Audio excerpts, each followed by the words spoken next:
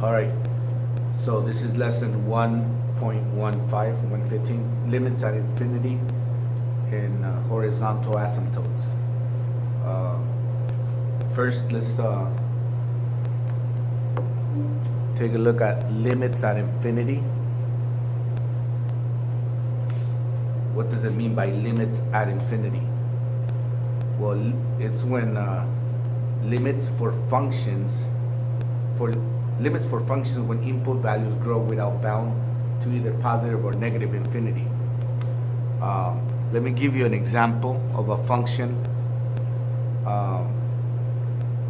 that grows without bound from the left and from the right. So this is the exponential function. Say it's y equals e to the x.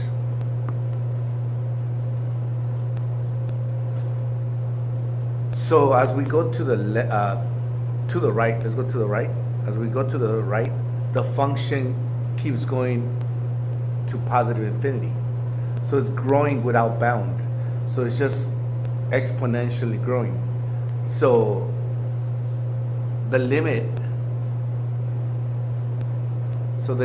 as x approaches infinity, that's what I'm doing here, it is going to be positive infinity. So it is not approaching a number, it's just growing without bound. So it's positive infinity. Whereas if we go to the left, it's getting closer and closer to zero. So but it will never cross this asymptote. So the limit will be zero.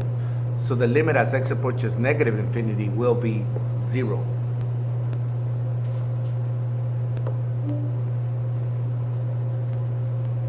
Another example.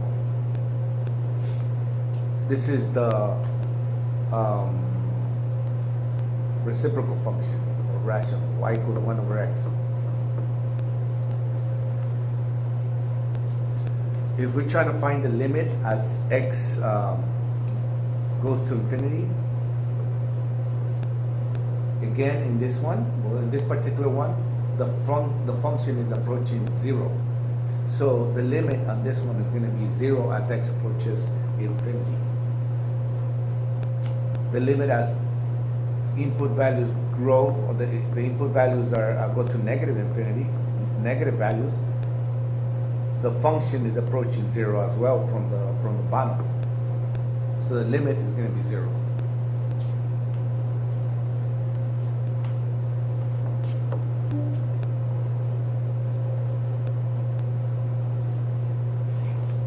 For this log function, y equals log x. So it does have a vertical asymptote as well here, the log function. So the limit as x goes to infinity will be positive infinity. It is not growing that fast as compared to the exponential, but it still will grow to infinity. If you want to do the limit as x approaches negative infinity for this function, it doesn't go to negative infinity because it just stops at 0. So we don't have this for this function.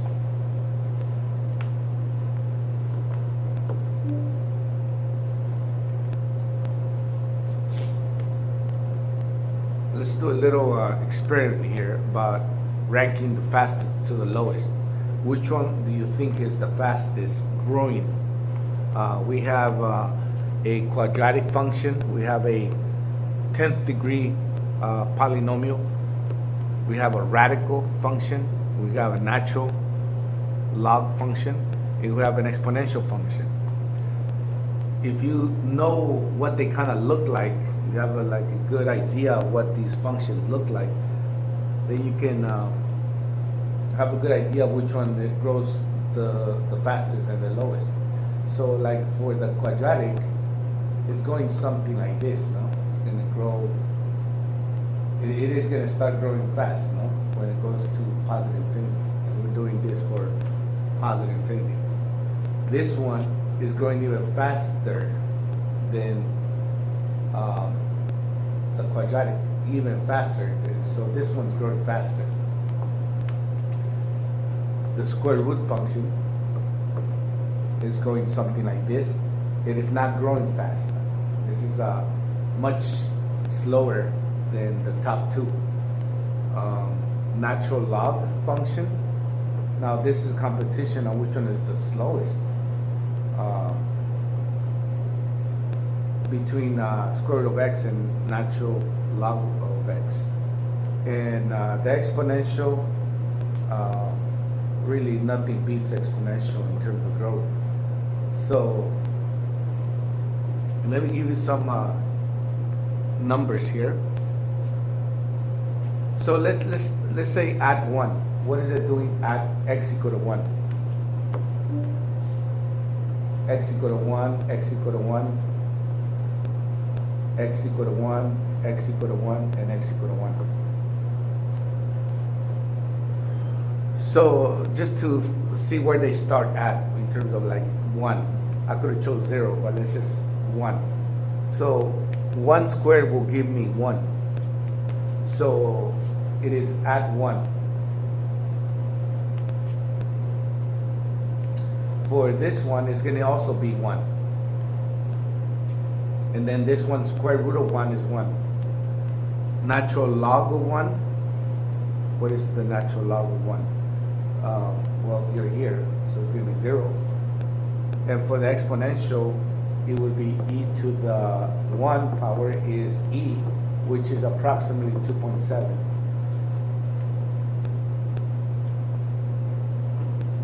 So to begin with, already the exponential function is higher. What if we say x to the 100? So way over there somewhere. If this is 1, then maybe this is already 10, so we're even more way over there somewhere. And so where's the function going? So let me give you the numbers. When you put 100 squared, that's going to be 100 times 100. That would be 10,000. 100 to the 10th power is 10 to the 20th power. Square root of 100, that is going to be 10. Natural log of 100 is about 4.605. And f of x equals e to the x. Oh man, that's going to be way too big. Like way more than even the 10th one. This one, 10th power. So nothing really beats exponential. So which one is the fastest? The fastest one definitely is exponential. Then 10th degree polynomial. Then you have the quadratic. Then we have it was a battle between which one's the lowest between these two. So this one is the 4th, and then the slowest is the natural log.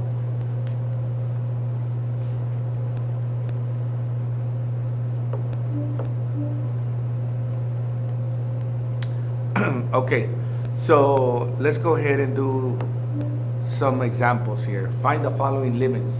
What is the limit as x approaches infinity of this rational function? We already talked about this before, but let me try to make some sense of this for you. Let's say it is some x it is approaching infinity, but let's say what is it doing at 1,000? Say x is 1,000. So if we do plug in 1,000, then we're gonna get 4. Then we got what, 1,000 cubed plus 6. 1,000 squared minus 2. Then we got 2. We got 1,000 cubed minus 4 times 1,000 plus 5. When like this value here, this value, even when it gets to a billion, say even a billion, let's go with a billion. This this value is going to be so much more compared to any of this, that this becomes insignificant when you get further to the right. So when you get further to infinity, then this becomes so insignificant compared to how big this is. And now these are the ones that are battling as in which one is bigger. But now you see that 1,000 to the third power is the same as 1,000 to the third power, so they're still going to cancel out right here. That eventually the answer will be 4 divided by 2. 4 divided by 2 is the answer. So that's just kind of like the way you do these problems, and when you're taking the AP exam and you want to get this one fast. So the answer is going to be 2. Just the same I did problem number 1, you attack it the same way. Rewrite it correctly.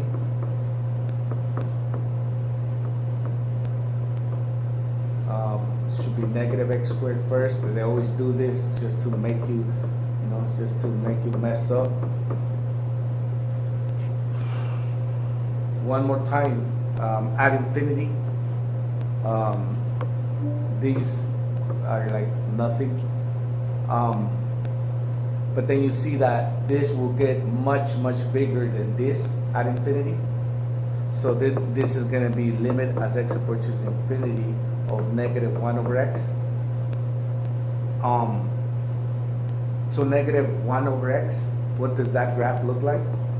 Negative 1 over x is going to be going like this because it's reflected. So as it goes to infinity, it doesn't even matter. It's still going to go to 0. Let's see. No, the function, actually this one should be going like this, and it doesn't really matter. It's still going to 0. The limit is 0.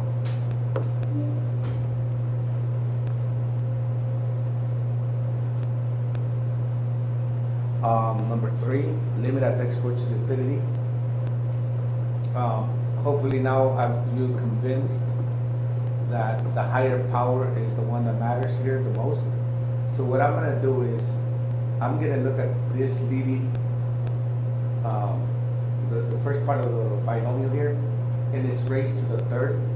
And so that's where I'm going to focus on, and not the second term here. And in this one, I'm going to focus on this to the second power, not the second term. And then not this, but just this.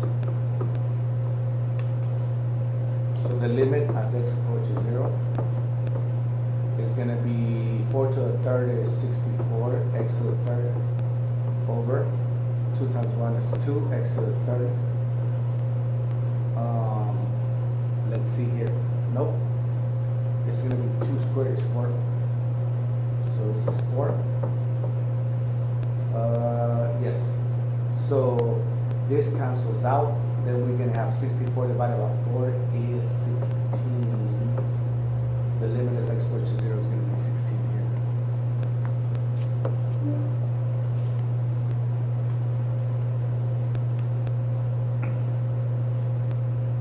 Okay, so what's the limit as t approaches infinity of this rational function? This actually is kind of like a AP kind of question, because they always try to make it more complicated because of you guys always have problems with algebra. So let's go ahead and work this out. So this is going to be the limit as t approaches infinity. So this is going to be t minus t, the square root of t. Let me remind you what square root of t is. The square root of t is the same as t to the 1/2 power. So then we have t to the 1/2 power here. Then we got 2t to the 3/2. Let me tell you then again, let me tell you that this is not going to matter at infinity. So I'm just going to keep that. Also, this one doesn't matter at infinity because it looks like this is going to be 1 over 1 here. So we're going to add these up.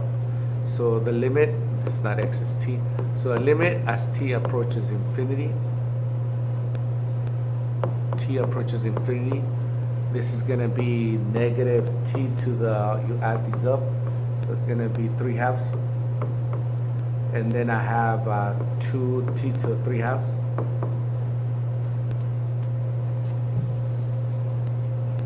Oh, and then look at this. These are gonna cancel out.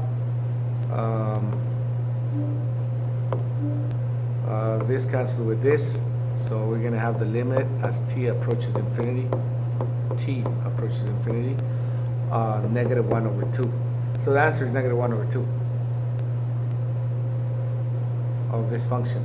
So it's equal to this function is. Let me see. The answer is right there. It's 1/2. Negative 1/2.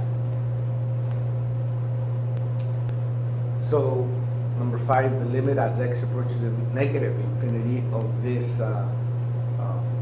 So you got an exponential divided by another exponential. How do we do this? Let me show you a trick. So the trick goes like this. The limit when it comes to these kind of problems as x approaches negative infinity, limit as x approaches negative infinity of say 2 to the x will equal to the limit as x approaches positive infinity. What I'm going to do, this is the trick, positive infinity, and then change the power of x to negative x. Why is this true? Let's see, why is this statement true? So let's look at a graph here. So if you have a graph, the limit as x approaches negative infinity of 2 to the x, this is 2 to the x. This graph would go like this. So the limit as x approaches negative infinity of 2 to the x is 0 here. And the limit as x approaches infinity of 2 to the negative x, well, 2 to the negative x, that would be this function here, because it's reflected about the y-axis. And that's also going to be 0. So that is true. They approach 0, they approach the asymptote.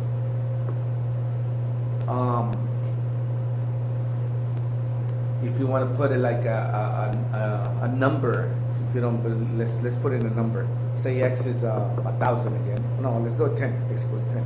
No, let's not. Let's go with x equals 3. X equals 3. So let's see if this is true. 2 to the third, is that equal to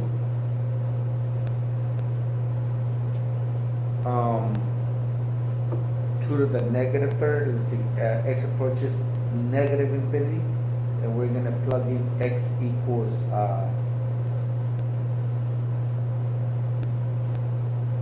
let's plug in x equal to 3, so it'll be 2 to the third. Negative x is 3. So that would be 2 to the negative third power. This is going to be 8. It's going to be negative, it's going to be 1/8. Let's see. So x, why is this true? Algebraically, what is going on here algebraically?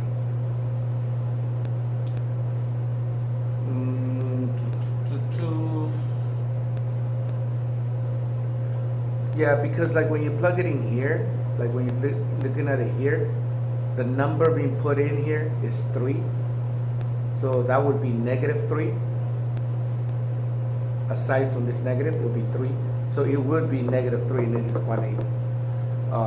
And then this is 1/8 and this is 1/8. Whereas here, we're saying that the number is 3, and you plug it in here, 3. You plug here 3, it is 1/8.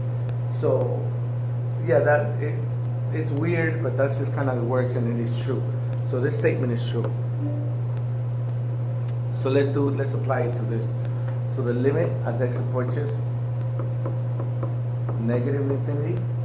Okay, we're gonna do that trick, no? The limit as x approaches infinity will equal to 3 plus 2 to the negative x, 4 minus 5 to the negative x,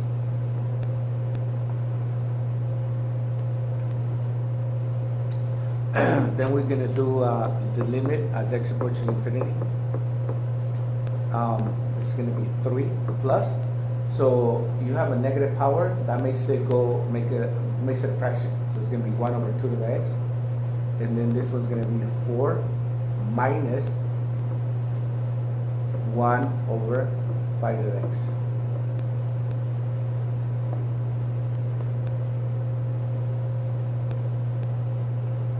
So as x goes to infinity, so the limit as x goes to infinity, this gets really big. You see, this is going to be 2 to, like, say, to the 2 to the third, 2 to the 10th. It's going to get really big. So 1 over a big number, 1 over a really big number. No, 1 over 100,000 is getting closer to 0. So this is getting closer to 0. This is getting closer to 0. So the limit is going to be this 3/4. So there's the trick on how to do this in a different way.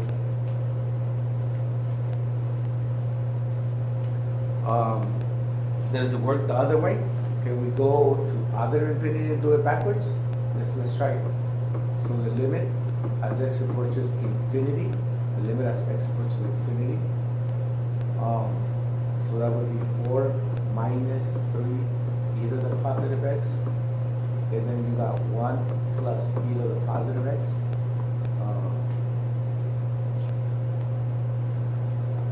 So as x gets bigger and bigger, this grows to infinity.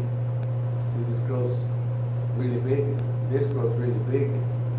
That this becomes insignificant again. So you just divide the leading coefficients. So it's going to be negative 3 over 1. So the answer is negative 3. So this one also works with that method.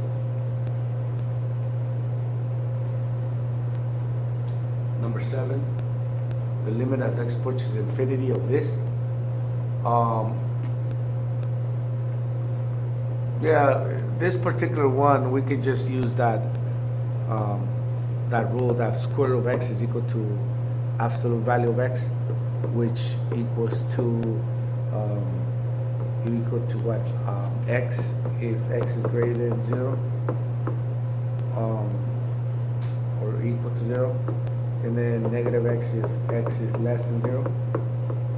So we're going to positive infinity, so we're going to use this. So this is just going to be square root of 9 is going to be 3x plus x. Hold on. So let me erase this. Since we're going to infinity, this is really doesn't do anything at infinity. So then we can just rewrite it then as limit as x approaches infinity of just this part. So this is going to become square root of 9 is 3x minus 3x, and 3x minus 3x is 0. The limit is 0. Otherwise, you would have to multiply by the conjugate and then work it all out like we did with the I think he was unit 1.7, but the limit is 0. Oh, got this wrong. Let's see. So what does this teach us? What is the problem here? Let's see, what did we have here? Square root of 9. So sometimes it's not as simple as you think it is. Let's see here. So infinity 3x with 3x. Logically, what I've done was seem correct, but if you do multiply by the conjugate, like we did in section 1.7, and do all the math, and then plug in going to infinity,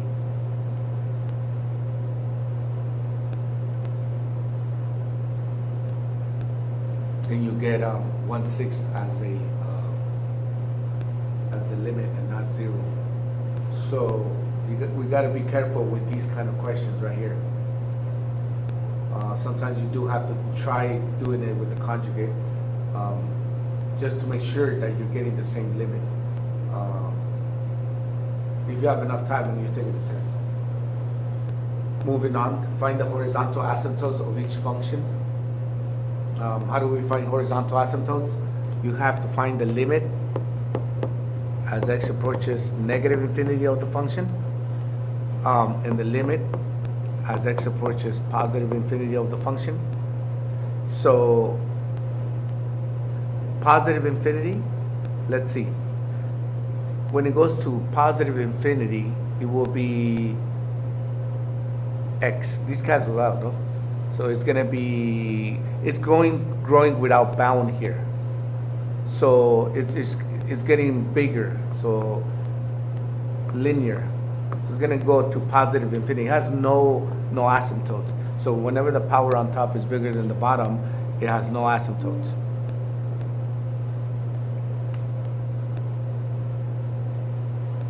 When the powers are the same, then just divide the leading coefficients.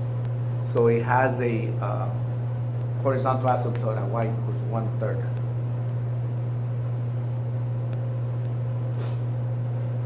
And when the power at the bottom is bigger than on top, then it's gonna be, this is gonna grow so much bigger compared to the top that it's gonna be at y equal to 0.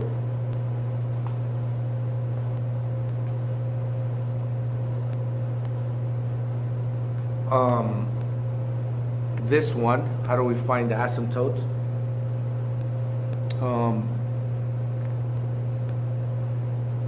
Yeah, we got to take a left-sided limit and a right-sided limit for it as it grows. So the limit as x approaches infinity, negative infinity of the function, and the limit as x approaches positive infinity of the function.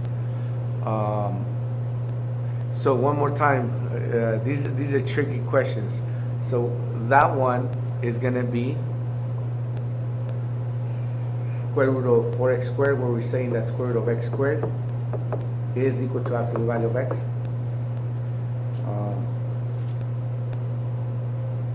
So for positive numbers, it's going to equal to what? X. For values, x greater than or equal to 0. For x is less than or equal to 0, it will be negative x. So when it's going to negative infinity, it will be negative x. So for positive infinity, let's look for positive infinity. It will be 2x over 2x. So it looks to be 1. And for the other one, it will be 2x minus negative 2x at the bottom, it will be negative 1.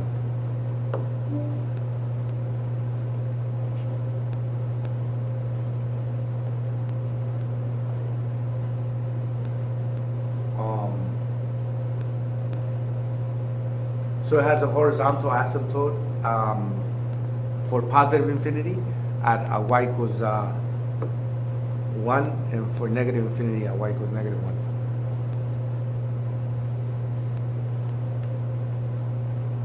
How do we attack these problems?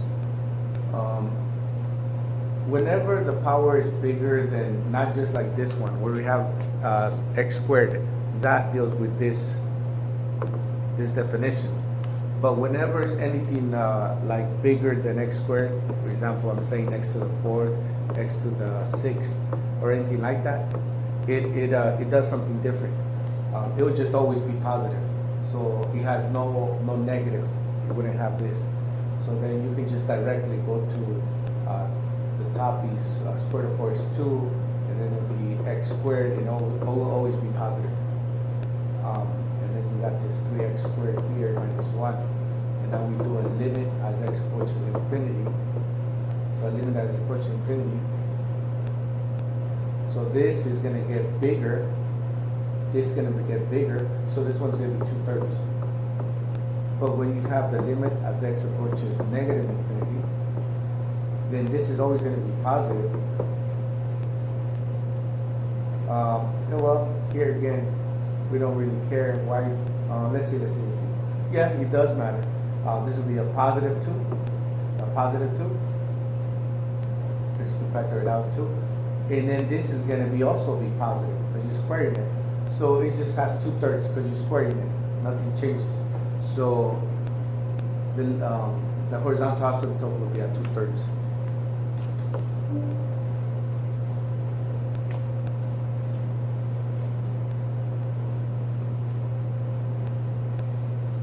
Limits at infinity for trig functions. The limit as x approaches infinity of sine x goes forever, up and down, up and down, up and down. So it's oscillating forever. It has no limit. Does not exist. Same thing with cosine function. The cosine function goes like this forever, up and down. No, does not exist. The limit of x approaching infinity of sine x over x, that is 0. Limit approaching infinity of cosine x over x, that is 0. So how do we do 13? We can break this down. So we can go the limit as x approaches infinity. You can just divide this x over x minus the limit as x approaches infinity of cosine x over x. This right here is going to be 1, because x divided by x is 1. So this is going to be a 1 minus, and this is going to be limit as x approaches infinity is going to be this right here, 0. So that's just 1.